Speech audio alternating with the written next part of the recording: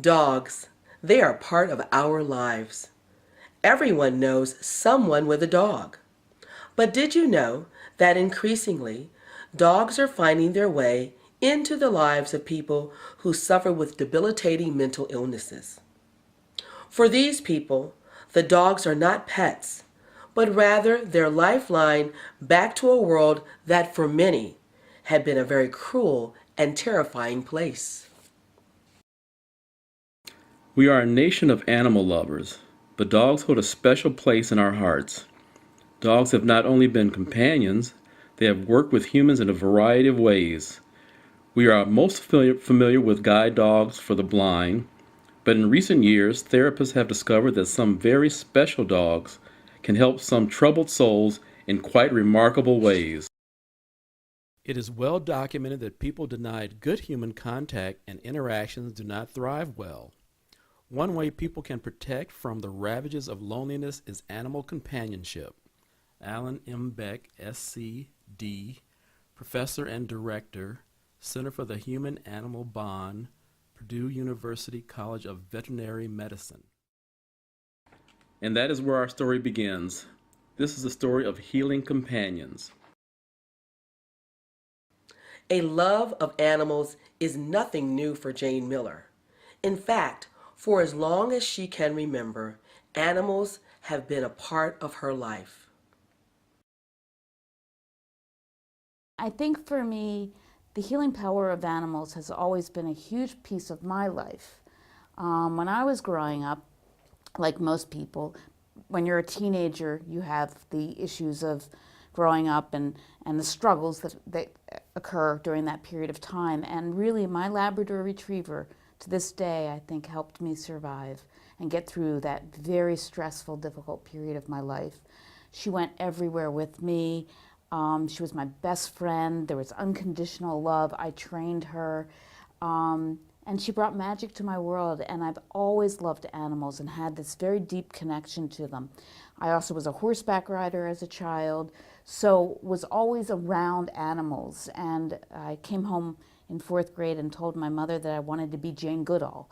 So I think this was always a big part of who I am, and trying to figure out how I could intertwine the two things I love most, which is empowering human beings to become healthier and more capable of surviving in a world that can be really tough for some folks, while also bringing about the bond that can occur with an animal, especially animals that have been traumatized as well. All the dogs that I train are rescue and shelter dogs.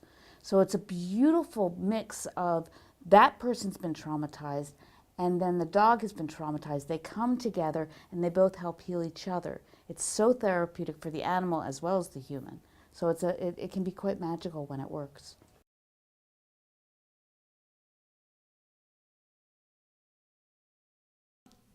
Animals are so powerful.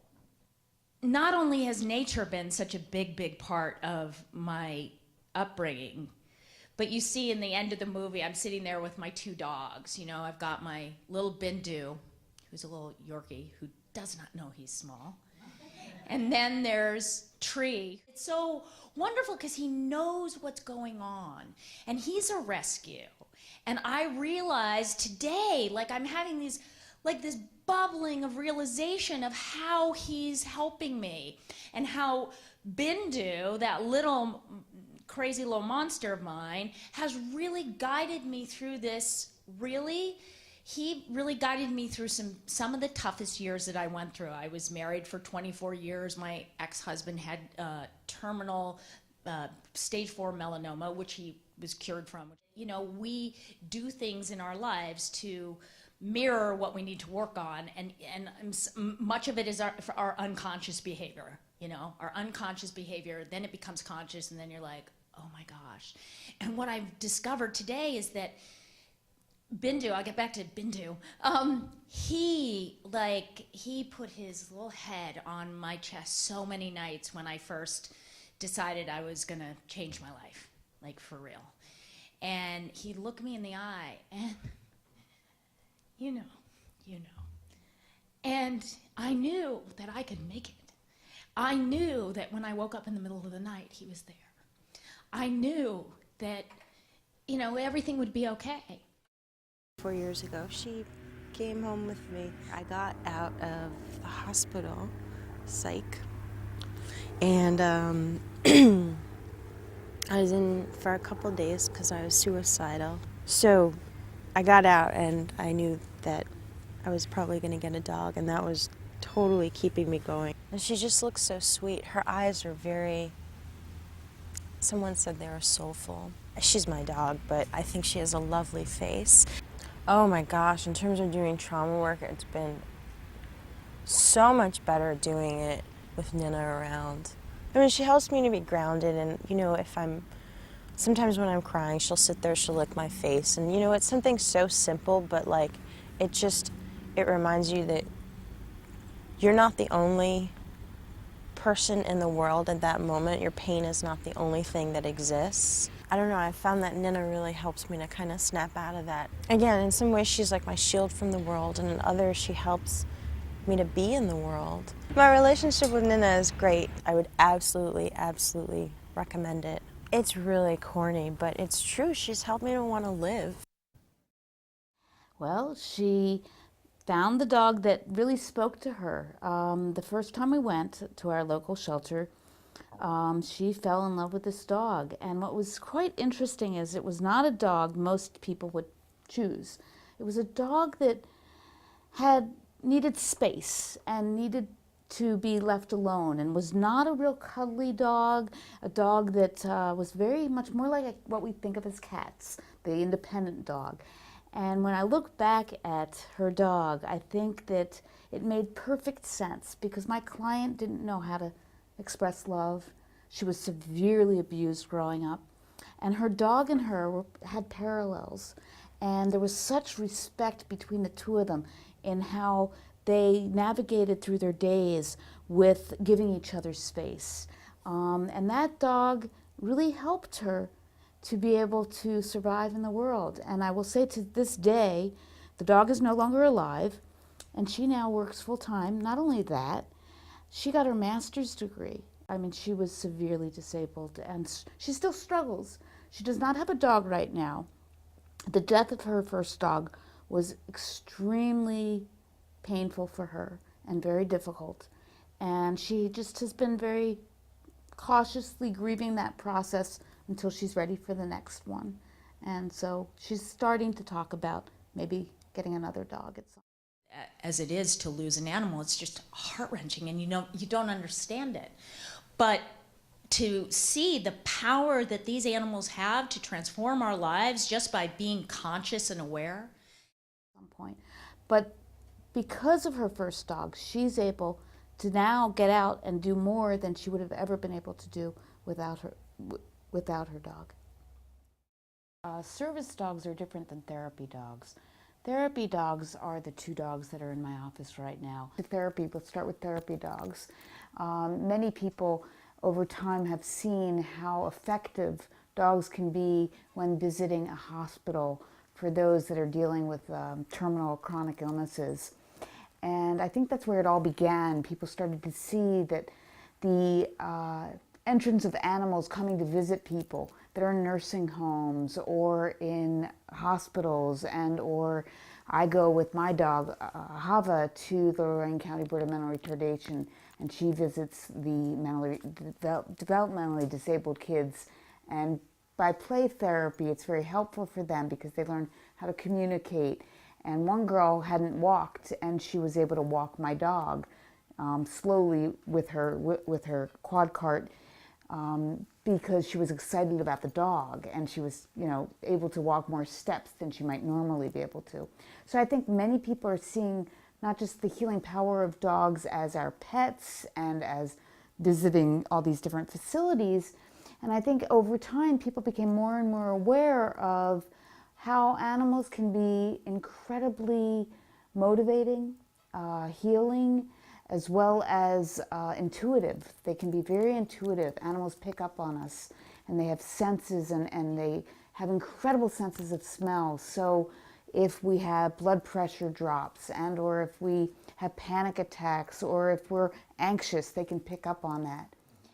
For service dogs, in 1990, the American Disability Act was enacted. And when that was enacted, the whole landscape of what was available then for people with disabilities changed. And this then included those with mental illnesses. Service dogs are specifically trained for people that have a disability. They have to qualify as severely limited in their ability to function based on their mental illness to qualify for a psychiatric service dog.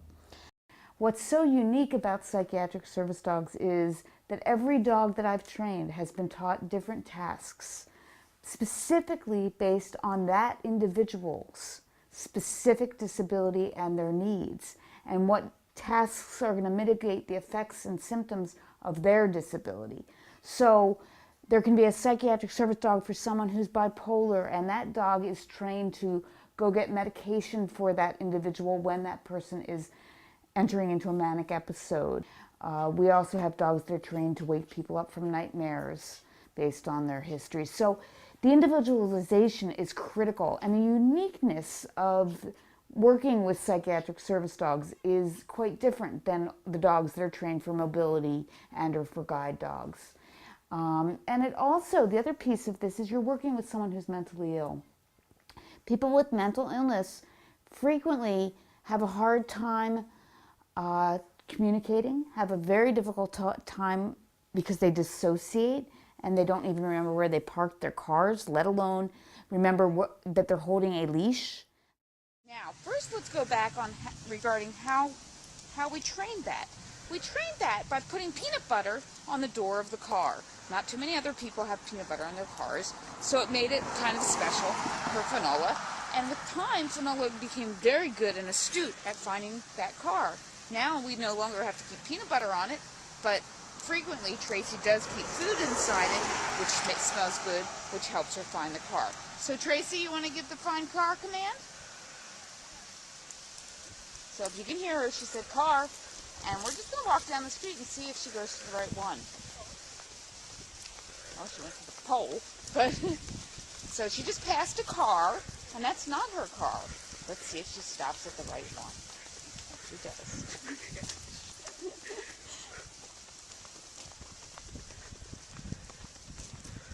There she goes. She stopped at her car, and she sits right in her car, and she waits. Many of the clients I've trained their dogs, they use what we call waist leashes. And so the leash is wrapped around their waist because they drop the leash so frequently because they're just so unaware of what they're doing. So throughout the process while I'm training the dogs, it not only helps the dog, but it can be incredibly therapeutic for my client. And I have to pace it because some of my clients can't train for an hour. They can only train for maybe 10, 20 minutes.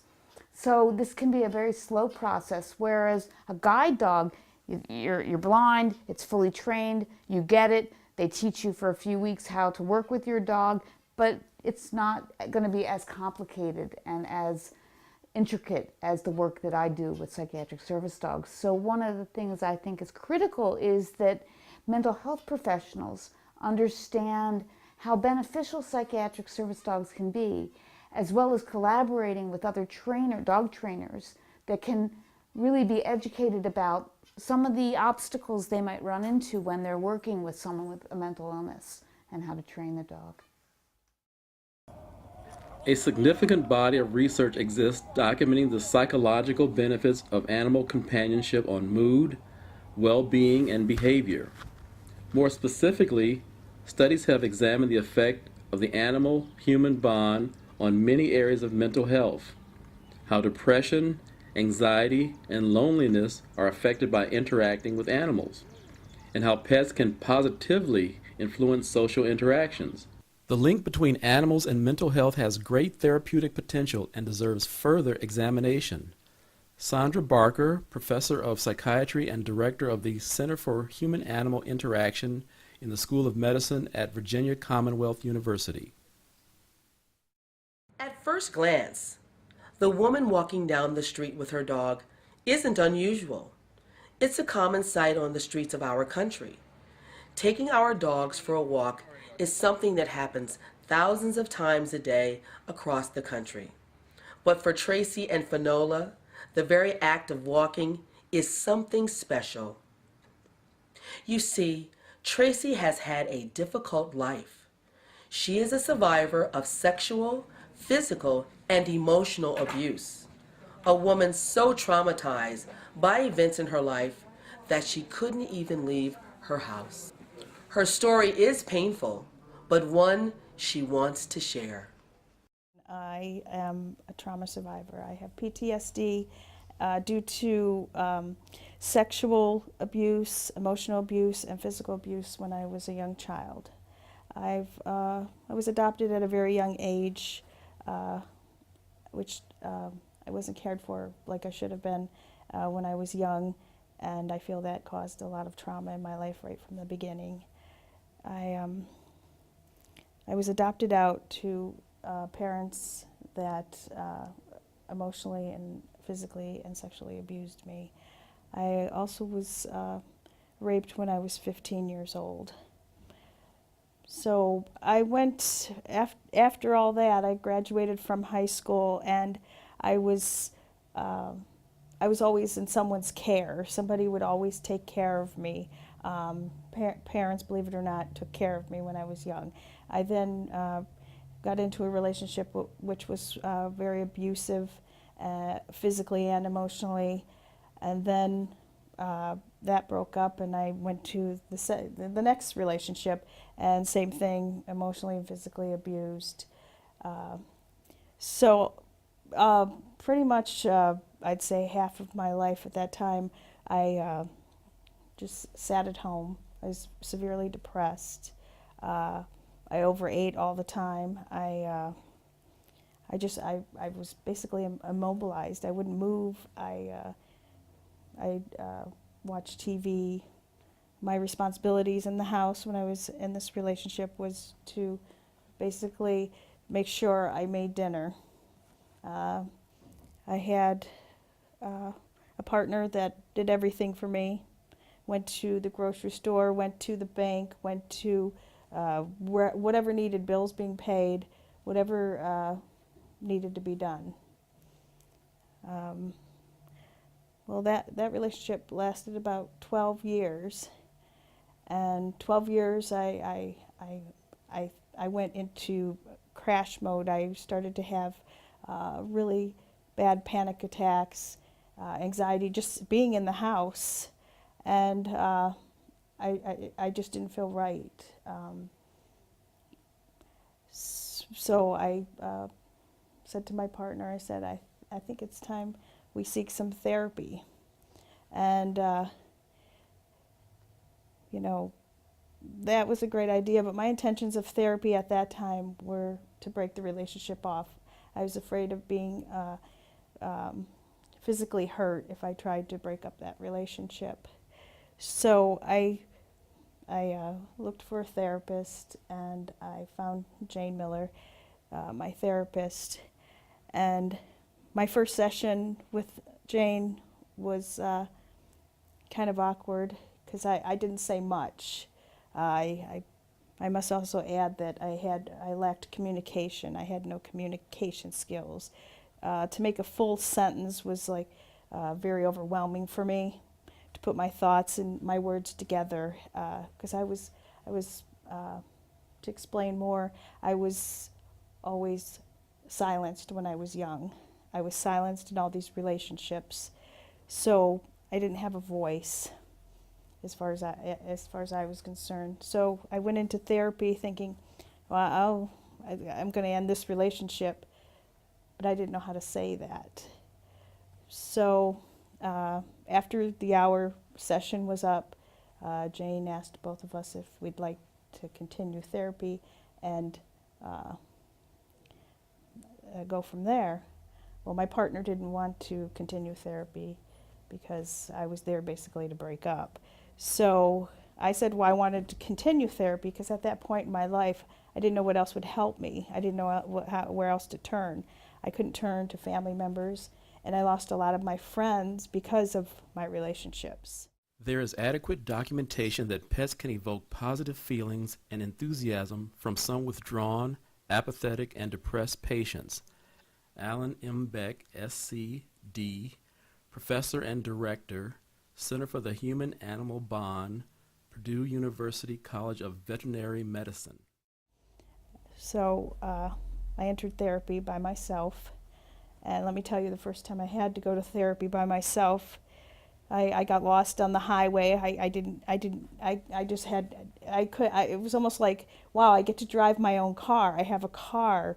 I mean, even driving, I wasn't allowed to drive. I sat in the passenger seat at all times. I mean, it was a very controlled relationship. But shortly after being in therapy for a little bit, Jane taught, she asked me what I wanted from therapy, and, you know, I wanted to be human. I kept saying I want to be like the rest of society. I was ready to get out of the house, but I didn't know how. So she asked me what were your three main goals you wanted in life. Well, my main goal was to get out of that relationship, but also be a human being,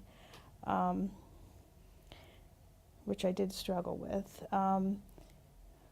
So after a little bit of therapy, Jane then taught me relaxation techniques, things that would help me relax just in my house. People coming up and down the hallway, and we wanted to get her a little calm. So Tracy is sitting beside her dog. She's got her dog in the hallway on a nice downstay, and she's going to pat her dog very slowly and gently. And what I want you to watch is when she comes to Fenola's right ear. So now what you just saw was her licking her lips. What is that? That's a sign. We take that as a sign of stress. So she's a little stressed. Now she's giving us a yawn. Another sign of stress. So you're seeing all the stress signals. So we're going to try to help her out. So what we're going to do is we're going to go to her right ear. We're going to go to her right ear. And she's just going to start doing small little circles. And what's the word you like to use to get her to really focus and relax? Easy. Now, as you see, immediately her head went down. And now she's going to rub her tummy because that helps her now breathe. And what you're going to notice is not only does Fenola's breathing change, but so does Tracy's. What I teach is relaxation stress reduction techniques for humans and their animals. She goes back to that right ear because we're seeing those stress signals again. So she's just going to do that again. And she's going to say easy. And the minute she does that, there we go. Now she's going to relax. Now, that's what we call calming. And we both take a nice deep breath. And now her dog is very calm. So what you have just seen is a technique that I teach all my clients, which is relaxation stress reduction techniques. And what we do is we work with the client on teaching them how to relax first. She teaches Qigong, which is meditation, and I went to the class she was teaching, and she had this dog, Umaya.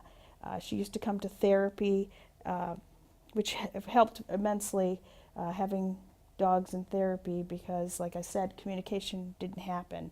For me to sit and talk to Jane face to face was very hard for me. We would sit a lot of appointments. I would be very silent. My first golden retriever, her name was Umaya. She entered my life in 1992, and she, in 4 years after she entered my life, ended up with a very serious fibrosarcoma. That's a cancer. The treatment for the cancer was right down the street from my old office building. So here she would go and get her radiation treatment, and she was shaved from the hindquarters all the way to the rear, where the fibrosarcoma was, and she would have her radiation treatment 16 days every morning before she would then come to work with me. This was the beginning of a whole new world for me, because she entered the office looking very ill, but having such stoicism and energy and gusto, and people would be sitting in the waiting room extremely depressed and upset and you know, going through rough times, and here this dog would come flying in with toys in her mouth, trying to get them to play with her. So not only did she change the whole waiting room environment, but then what happened in my office was really quite amazing. I would be talking to clients and they would be on the floor petting her, and all of a sudden they'd be telling me stories about their trauma history that never would have come out if they hadn't been petting Umaya. Umaya helped them to open up and share things that they hadn't been sharing previously. Not only that, this was fascinating to me, Umaya would mirror their emotions. So if you came into my office and you were feeling anxious, she would immediately go over to her bone on the floor and start chewing on it, and chewing on it quite voraciously. And I would look at Umaya and I would look at my client, and frequently my clients weren't aware of their emotions. So over time, they would look at Umaya and say, "Oh my gosh, I didn't know I was feeling anxious," because she would be showing them that they were feeling anxious. She would mirror their feelings. The evidence that pets may improve health is strong enough to justify implementation of carefully designed and monitored pet placement programs of this kind. Contact with a pet evokes positive feelings and enthusiasm. It can also reduce blood pressure and stress in people of all ages. Alan M. Beck, SC.D., Professor and Director, Center for the Human-Animal Bond, Purdue University College of Veterinary Medicine. If Umaya came by and, she laid by my feet, or she, put her head on my lap, I then could at least talk about a little bit of my trauma. And so shortly after that, I gained a little trust through having a dog in therapy. I gained a little trust with my therapist. So she offered some Qigong classes, which I went to, and Umaya was also present at the classes. And so we were meditating, and next thing I knew, Umaya ran over to me, and I'm like, "Wow, this is cool. Somebody understands." And I say somebody because sometimes I look at dogs like they're human, because they do understand me. So I said, "Wow, Umaya just took me outside." She went straight to the door, and we went outside, and we started. I started communicating to her, meaning talking to her, and because I was going through a panic attack at that time, and she helped me settle down. I went back in, and I was able to finish the class. So, I couldn't wait for the next Monday to come, because then I wanted to talk to Jane about a service dog. She trains service dogs, and she's also my therapist. And I asked her, I said, "Hey, is there any chance of you helping me out, help me find a service dog and train a service dog?" And she said, "Yeah, we can do that." And we talked about the pros and cons of a service dog helping me out. And at that time, like I said, I wasn't going out. So I sat and thought, we had discussed about service dogs, the laws and the tasks, the dog has to perform in order to be a service dog. And that didn't seem too overwhelming. The most overwhelming part was actually going out in public. Okay, so I thought to myself, well, what would be the easiest way to get out there, make this easier for me?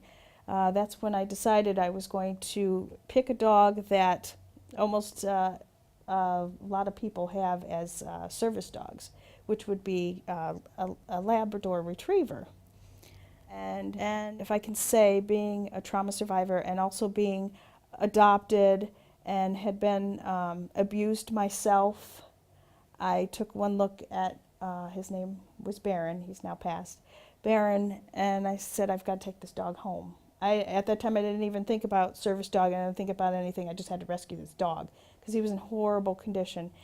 And I took him immediately to the vet so the vet could check him out. And for some reason, I connected with Baron, and I knew Baron. I didn't care how much training it took for Baron, but I knew Baron would be my first service dog, because when I was dissociating, when I was picking him up, he ran over to my feet, and he just laid down on my feet, and that helped me ground myself and be able to finish the transaction I was having with this woman. So I said, "Wow, that dog did that too, just like Umaya did." I was quite surprised. So I went back to Jane's office on Monday, and I said, you know, I found the dog. I found the dog. And Jane said, well, we're going to have to temperament test it. And so she said, bring him to my office. And she said, I think he'll make a good candidate. And I was very happy and excited because, like I said, well, I'm going to go out with a service dog. I have so much anxiety and panic. Well, this might be a little easier than I thought because he's a beautiful dog. He was beautiful. He had, you know, he was a red golden color, and he didn't look like the average lab. And so we started going to classes. We went to classes, a few classes, and that helped Baron and I bond, which we did, because I wasn't one that person that bonded easy to people, bonded to animals. Like I said, I've had animals all my life, but I didn't know I could have an actual relationship with an animal. I was afraid to touch an animal. So by going to therapy with Umaya and therapy, and also Baron, I actually came to the realization I can be a little bit normal and have a relationship with something, and that dog's not going to talk back, that dog's not going to hurt me, that dog's not going to sexually abuse me. So I said, well, this might work. So I started going to classes with Baron, and I must say I was very anxious then, went into panic attacks, but by training him and working with him and saying, well, I'm helping this dog, well, he's helping me, I knew this could work. So after taking, you know, a bunch of classes, he got his CGC, which means Canine Good Citizen. We then said to Jane, we're ready, it's time to go out and start our public access. So she tested him again, and he said, yep, he's ready. So we started just simple little walks, you know, down the street, you know, make sure he can heel good, make sure he's focused on me when he needs to be. And she said, okay, we'll go a step further. You know, it wasn't a fast process. It was a slow process, which was okay with me because sometimes I could only handle 10, 15 minutes of training, and some days I can handle an hour. But with Jane, she respects not only the dogs, but she also respects the client. Meaning, and I know that personally because there's been plenty of times, even with my new dog Finola, I'll just start spacing out, and it's basically I'm useless, you know. So, like I said, training took a little bit longer, but I was okay with that. Distracted training. Finola is being trained to stay in place with various distractions around her.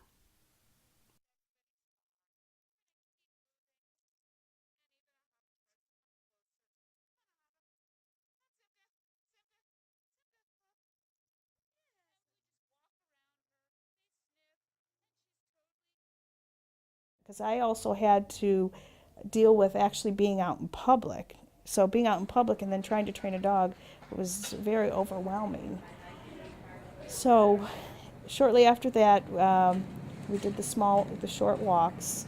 We would go into like the bank or the grocery store or, you know, a restaurant. Just short little trips, no big shopping trips or anything like that.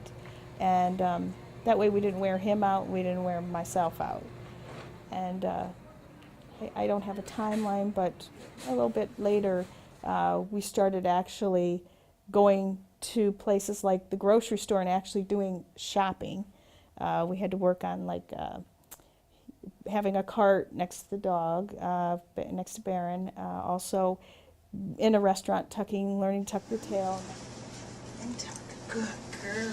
And as you see, we gave the tuck command, which is that she tucks her tail. So she's Together so that no leash gets stuck. Now you can come in. We have the dog sitting as far away from the door as possible. And we have her just very calmly be there.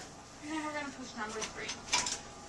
And we watch the dog, and what she's doing is she's putting her dog Finola in a down stay and just trying to get her dog to calm and be relaxed because these have a lot of vibration. These are very old elevators, and they make a lot of noise and they vibrate. We want to make the dog as comfortable as possible. So we were able to go to the movies, watch entire movies without being re-traumatized. And we also went to restaurants and ate, because one of my issues I have are my eating disorder. I couldn't eat in public, and at home I pace when I eat, or I used to, I don't now, but I used to pace when I ate, or I would just keep shoveling food in my mouth. So Baron was trained to sit and just stare at me when I would be eating just keep eating and eating.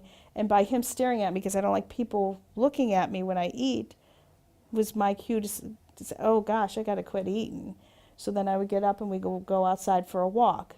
Or if I was pacing back and forth while I was eating, Baron was trained to tug on my sleeve, and he would lead me outside again, so that way I would stop eating. And also he was trained, being in the house, like I said, I was afraid to go outside for a while. He would sit at the computer with me, and I have OCD, so when I think I get focused, I keep going and going and going and going. I can read a book from beginning to end. I can read everything on the internet I want to read and learn, and I just can't stop. Well, he was trained. The cue was I would start getting angry, frustrated, and I would just start pounding the keyboard. When I started doing that, that was his cue to also nudge me and pull me away.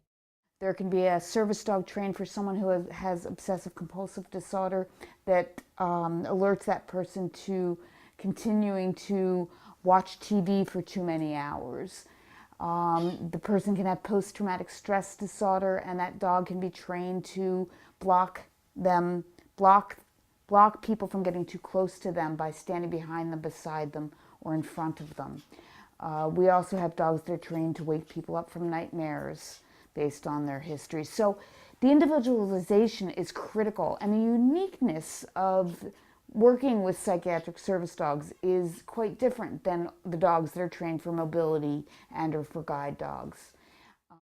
And in time, my symptoms changed. I didn't need a lot of the things that Baron was trained by Jane to help me with.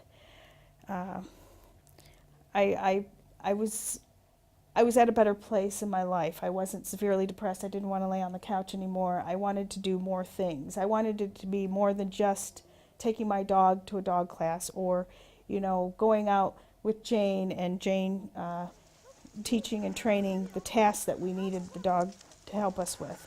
I wanted to go out by myself. I wanted to do more things by myself. I wanted to get to the grocery store by myself. I wanted to go to the bank by myself. So Baron was ready to retire. I make sure all my clients, before they even go through the whole course of entering into getting a dog, that they think they could handle that, because that is part of life. And one of the hardest part about service dogs is most of my clients don't want to start with a puppy. Puppies are exuberant, a lot of energy, a lot of work, and they have a hard enough time taking care of themselves. So we usually start with a dog that's 1.5 to 2 years old, and then you train the dog. And so by the time the training is over and the dog has lived out its service dog time that it can be working healthy and be doing well, is 6, 7, 8 years, and then you're looking at the retirement. So you need to be aware of when your dog is aging and when to respect that they need to slow down, just like we as humans need to.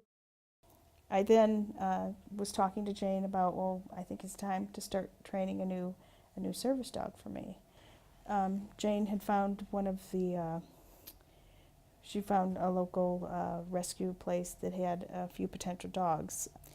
Jane sent me an email and showed me a picture of Finola. Her name's Finola. Her name means pretty white shoulders. And I said, now I must say, first time I actually fell in love, I think. And I say I think still, because it's kind of an iffy thing, falling in love. But I looked at this dog and I said, I want this dog, before I wanted a dog that people didn't really recognize. I kind of went with the crowds, they didn't recognize me because I had a lab.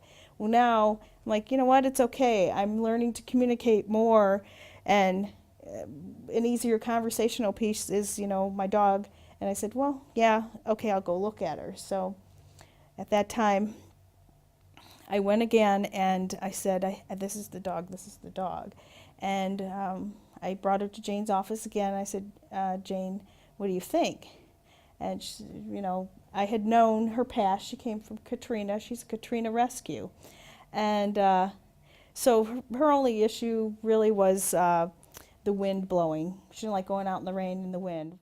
I got issues to work through too, so we'll work through issues together. And one of her biggest issues were she was afraid to be out in the rain, the thunder, and that's one of my biggest issues. And because I get triggered when the rain would fall, or the lightning would happen, and so we just learned to go out and play in the rain. And she overcame her thunderstorm issue. My dogs absolutely mirrored me all the time. I am in the beginning stages of training a dog. Her name is Rosie, and we've had her for about 9 months. And I looked to get a psychiatric service dog because I have bipolar disorder, anxiety, eating disorder, lots of other stuff. And I've been on lots and lots of medications, and unfortunately, there's a small percentage of people that get very, very sick from medications, especially antipsychotics, and I just, nothing would work for me. A lot of my life was limited, and a lot of that happens at home, I think because I'm a rapid cycler, and I tend to get really bad at night, and I will stay up all night, and do a lot of self-destructive things and everything. And so our life was really limited, but from the outside you wouldn't know it. I'm also trained very well by family in public, like I'm having a panic attack right now. I bet Jeff knows, my husband knows. But for the most part, I can hide it. But, at home, then everything falls apart, and, you can't keep it together forever.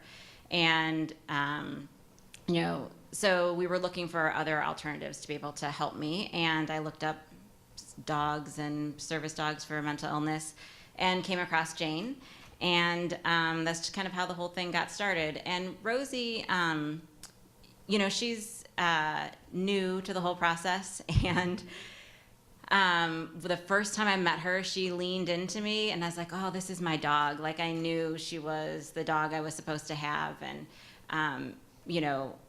she's very smart and really easy to task train, and she doesn't do well around other dogs. And it might be something that we can train her to be able to handle all that, and she's only, a year and a couple months old. So, the process is really long, but what I learned with Rosie is one day I had her, and we were training her, and she heard a noise, and she shut down. She came up to me and put her head, in between my legs. That's what she does when she's nervous. A lot of places now recommend anti-anxiety medications for dogs. And I looked at her and I thought, oh my God, that is the way people treat me. And I thought I couldn't, I just couldn't do to her what other people have done. I did not think I'd cry.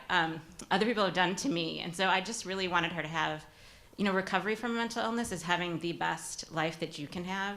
And it's going to be different for everybody. And so one day Rosie may be able to go out with me, but right now she helps me a lot at home. I tend to do the same thing with the computer, and my husband calls it angry typing. And so he can tell when I'm anxious and I don't know. And, Rosie, she intuitively comes up and she will put her head on the keyboard so I can't use it. And my husband travels a lot, and I will tend to not get up in the morning, and then I can't get my son to school, and then we just sit around all day. And Rosie, I will get her up and let her out, but then I'll bring her back in the house, and then I'll go to bed. And she will not let me go to bed when he's not home. She pushes me out of the bed. And, so a lot of the stuff she knows to do intuitively. And so she is a huge help at home. She's been a great addition to our life, and we totally love her. And, I really think that she helped me learn a lot about myself, and I didn't realize that so much of my mental illness came from a lot of, trauma background and stuff. And working with my therapist and, you know, working with her and seeing it happen to her, I realized that the same thing was happening to me. So I could actually understand myself better through Rosie. So she's been a great blessing in our life. And, you know, Jane's been really helpful with, you know, realizing, you know, what Rosie's good at and what you can train her for and what you can't. And, you know, helping me let Rosie have the best life that she can and help me as much as she can. So she's been good. Your husband travels a lot, and being in that empty house is pretty horrible. And especially walking into that empty house. So we have the ability to train dogs to do what we call room checks.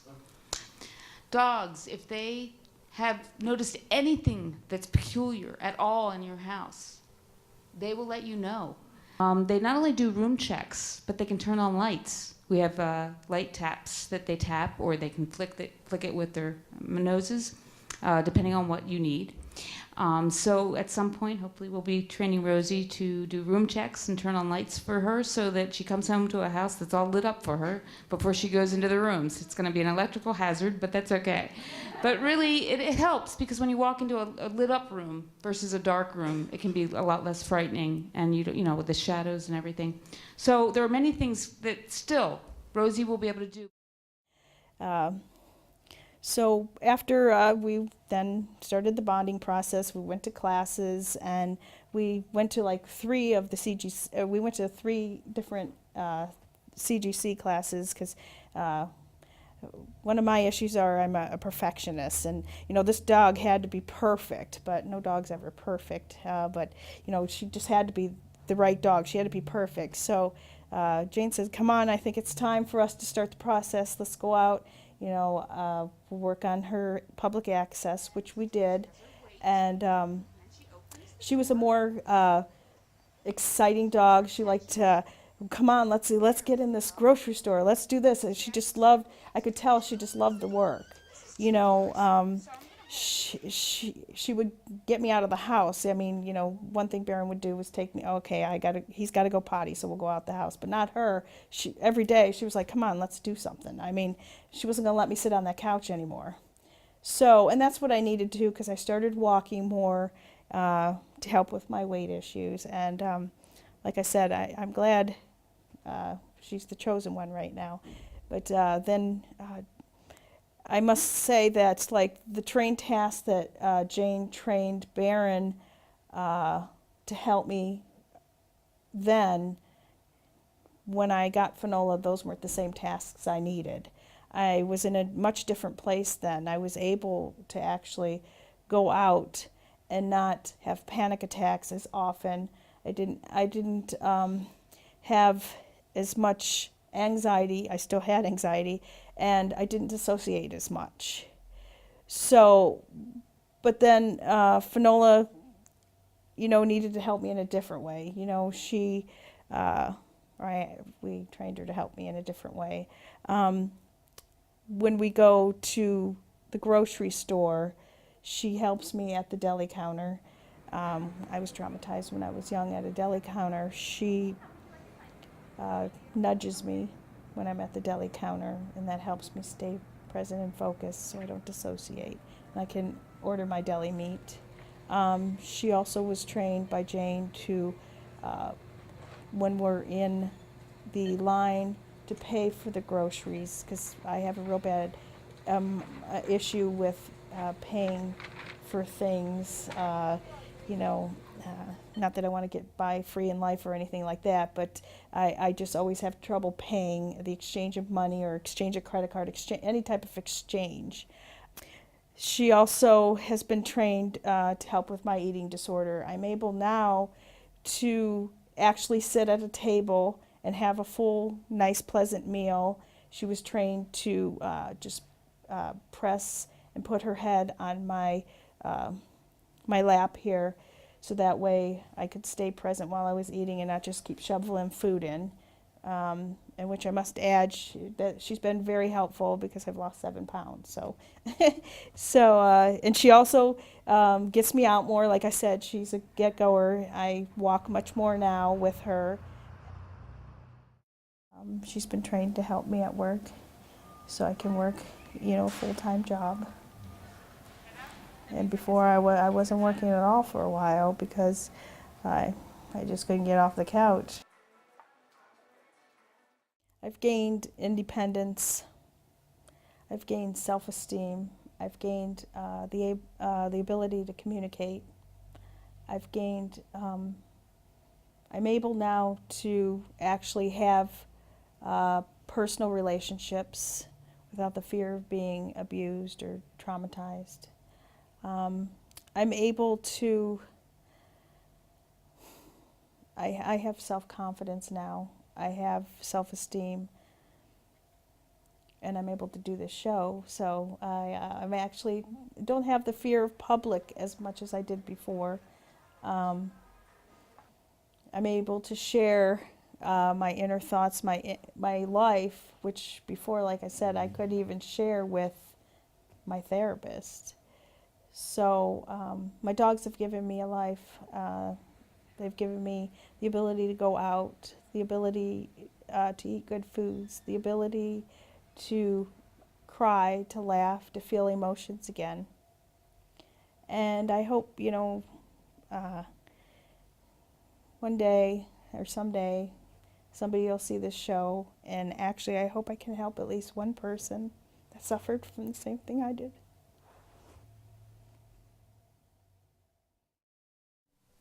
We like to take the I out of illness and add we and call it wellness. And what I mean by that is that when we add we create a community. And that community is a community that speaks about this issue. We need to talk, we need to tell our stories. I was so moved. Look at you who couldn't make a sentence, who got up and spoke in front of people. That's powerful. That's so amazing. And this dog that, people telling their stories, that's what moves another person. And when you can move another person, then that's a network. The process of training psychiatric service dogs is intense. Both dogs and human must bond and connect. I think he's very empowering and he's a great dog. He gives me a lot of courage and strength. He helps me through a lot of different situations. When I'm stressed, he helps me. He's just a great dog. I have a lot of anxieties over school and going to school, and because I don't really have a lot of friends in school, and I think he'll definitely be able to help me with those social anxieties, and it's just great. It's going to mean ongoing support, a real friend, somebody he can work with and count on, give to and get from. Goes both ways for him. There's been a lot of upheaval. We've moved recently, and I think that this is going to give us a little peace of mind, a little more fun. I have a lot of nightmares, and Bentley was told he could help me with those nightmares by waking me up, because I have some really bad nightmares. Bentley would really help me with that. For adults, it is challenging. For a child, even more so. But while Jane doesn't do a lot of work with children, Zach is special. And for him, Bentley has already made a difference. Oh, beautiful. Yes!